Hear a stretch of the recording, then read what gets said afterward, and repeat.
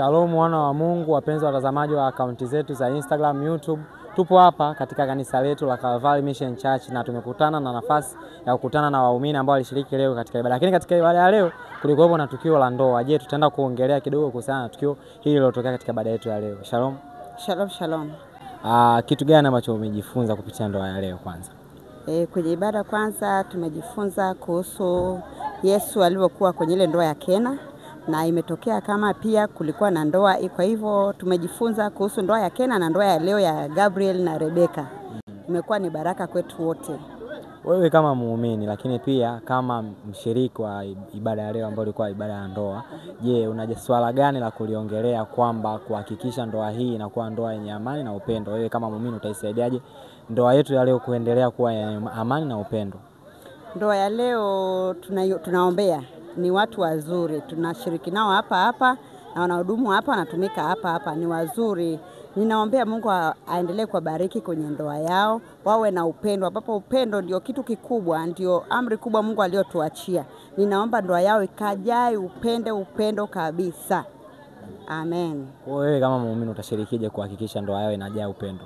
Nitakuwa wakija makanisani na wajulia hali, jamani mnaendeleaje, pia nawapigia simu na wajulia hali, nawapigia najua hali yao wanaendeleaje kimaisha.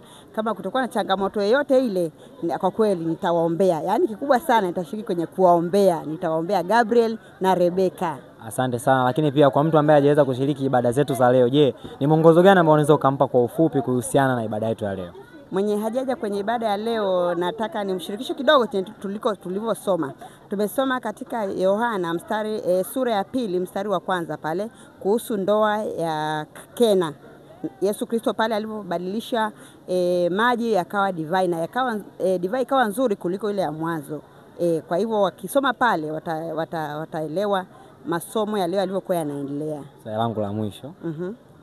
Kulingana na somo la leo, kuna dhima gani 3 ambazo wewe umezipata kama muumini siku hii ya leo? Kulingana na somo letu la leo, dhima gani 3 ambazo wewe umezipata kama muumini? Point 3. Nimepata yani kutii, sababu pale kwenye ile ndoa Yesu aliwaita wale akawaambia kwamba ni Maria mama yake Yesu, akawaita akawaambia chochote atakachowaambia hiyo ni Yesu, mtii. Kwa hivyo aliambiwa wachukue maji waweke kwenye lile container lile, na walitii.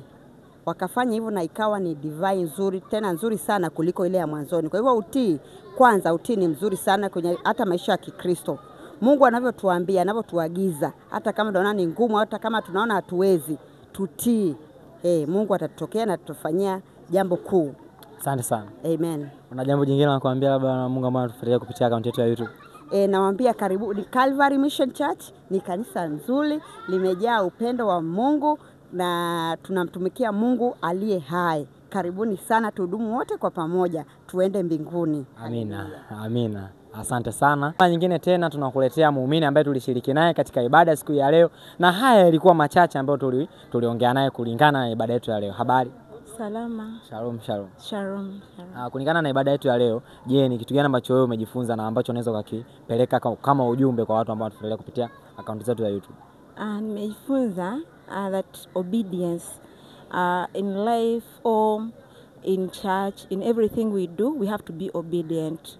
And we read John chapter 2, from verse 1, whereby Jesus was at a wedding in Canaan, and when the mother of Jesus told the servants to obey, they did not complain, or they did not refuse. So whatever Jesus was telling them, they were doing what Jesus told them. So kama na sisi tunatakiwa tuwe watii. We have to be obedient in everything, especially with the word of God. Okay, thank you. And in our second mass, we are having a wedding. In case of wedding, what would be your advice to those?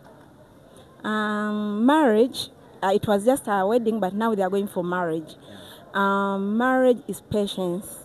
And right now, they have been friends, they haven't been staying together, but now they are going to be in one house, one bed, everything. They are going to be doing it as one. So this time they are going to be seeing each one's weakness, but they are supposed to be patient. They are supposed to be patient to each other, and even communication is very important. They are supposed to be communicating, and they are supposed to be there for each other. And keeping secrets a lot in marriage, it won't help them. So let them be straight. Let them, if there's any problem, they should discuss about it.